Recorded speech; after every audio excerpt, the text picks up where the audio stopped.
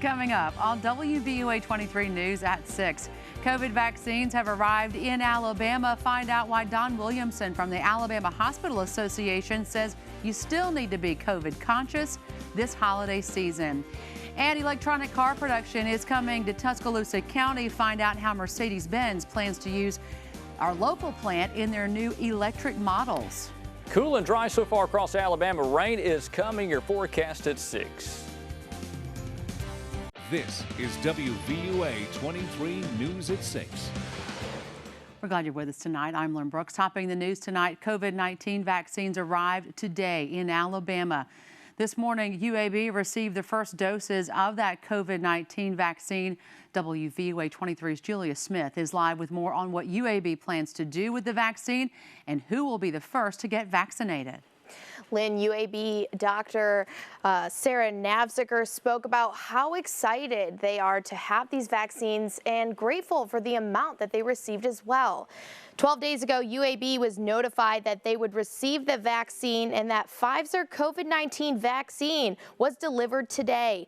UAB's co-director for Emergency Management Committee, Sarah Navziger, says overall the hospital received 10,725 doses of the vaccine that will be distributed to frontline workers within the 7-county region and a 40-mile radius of UAB. Of that number, 7,507 doses will go to hospital-based personnel, 1,609 vaccines will go to clinic-based personnel, and the other 1,609 vaccines will be given to emergency medical services personnel. Dr. Navziger says that frontline workers will be receiving the vaccine first so they can continue to work to treat others while limiting their chances of contracting COVID-19. So our hope with distributing the vaccine to frontline healthcare providers first is that we can keep them healthy and safe so that they can continue to work and not have to take time out because of a COVID-19 infection. We are very excited that we've been entrusted to administer this amount of vaccine. It is astronomically more vaccine than we anticipated receiving. So we're very pleased that ADPH has entrusted us with this responsibility and privilege to partner with healthcare providers in our community to provide these doses of vaccine that are so critical to protecting our frontline healthcare providers. And frontline workers right now are signing up to receive this vaccine, and they will be giving out this vaccine as soon as this Thursday. Live on WVUA 23 News, I'm Julia Smith. The Alabama Department of Public Health currently reporting 247,003 confirmed COVID-19 cases. That's 2,279 more than yesterday. State hospitals are reporting 2,353 patients hospitalized with COVID just today. Now, about 175,000 people have recovered since March 13th, but 3,642 Alabamians have died. Here in Tuscaloosa County, 11,064 cases and 140 deaths are being reported. And despite news of a vaccine, hospitals across Alabama are still slammed with COVID-19 cases. 1 out of 4 patients on the general hospital floor are in due to COVID. ICU capacities are also hitting rates of 40% across the state of Alabama. Now, even though the first doses of the COVID-19 vaccine were distributed today in the state, Don Williamson, president of the Alabama Hospital Association, says this does not mean we will be in the clear this holiday season.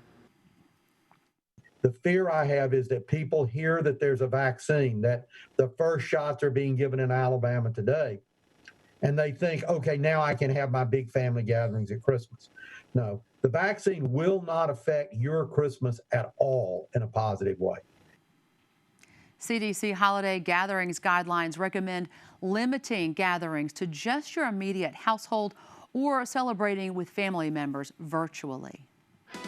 All eyes are on Congress to pass a spending package before the government shuts down, but many Americans are still looking for lawmakers to pass a much-needed COVID-19 relief bill.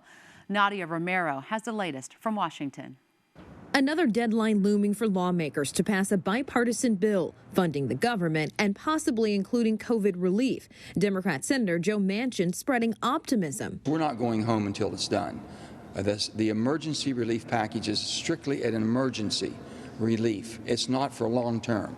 We have this package that gets us through the most difficult, challenging times, the first quarter of 2021. But there are familiar sticking points. Democrats want at least $160 billion for state and local aid. There are nurses and teachers, paramedics, police officers who are facing layoffs in municipalities, counties, and states around the country. Roughly 1.3 million have already been laid off. Republicans want COVID-19 lawsuit protections for businesses. People who did their best, acting in good faith, shouldn't have to face off all sorts of lawsuits from people who come and go after them. A bipartisan group of lawmakers unveiled the text of a $908 billion compromise COVID relief plan Monday. The plan includes two bills, one for state and local aid and liability protection. The other bill includes extending jobless benefits, dollars for vaccine distribution, extending small business loans, amongst other measures. Senator Mitt Romney says he thinks Senate Majority Leader Mitch McConnell will bring some sort of COVID relief package to the floor for a vote this week. There are things in there I'm not wild about. There are things in there Democrats aren't wild about. But we came together. From Washington, I'm Nadia Romero.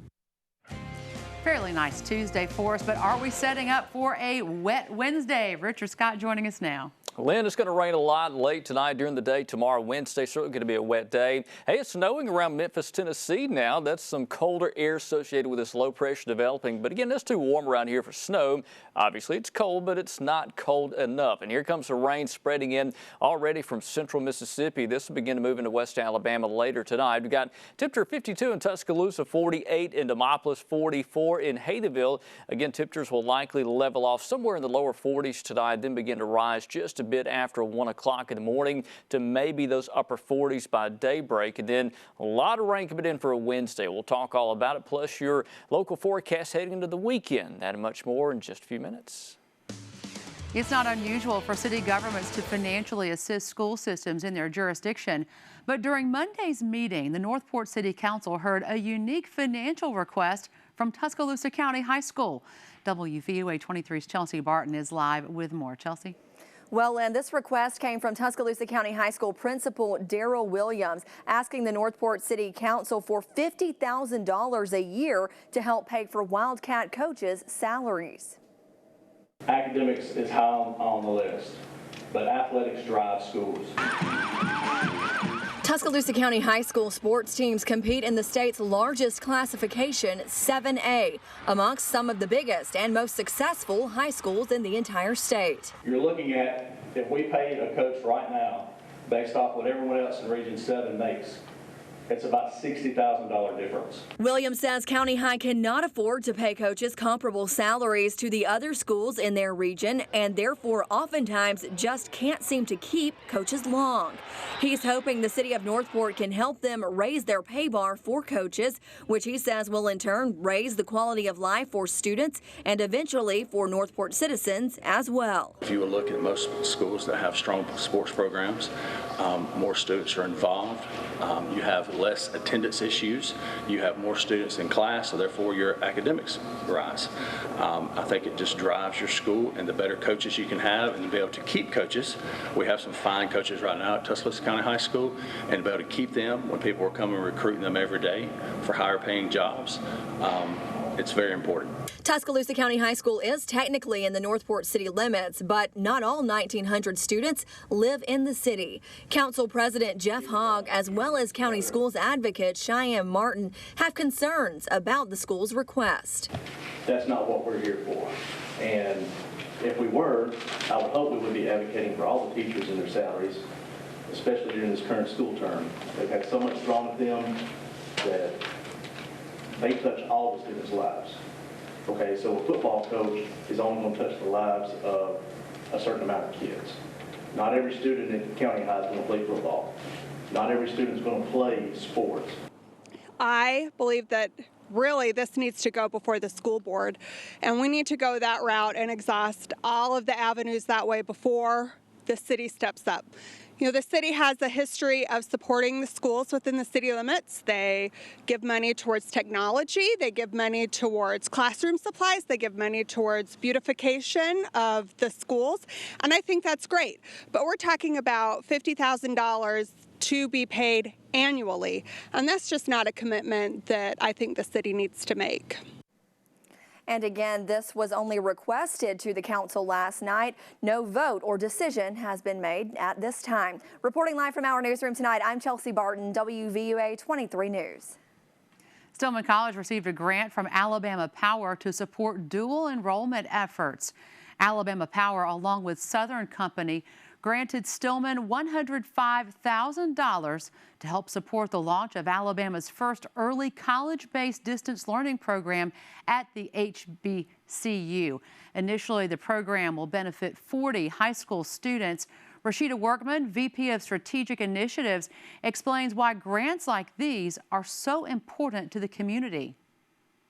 Stillman has always recognized the importance of education and how critical it is to charting a different course out of poverty. So we're just really excited to be, another avenue for students in these communities to have access to a brighter future.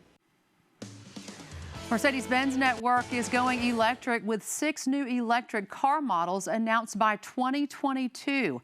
And the Tuscaloosa County plant will be playing a big part in producing those cars.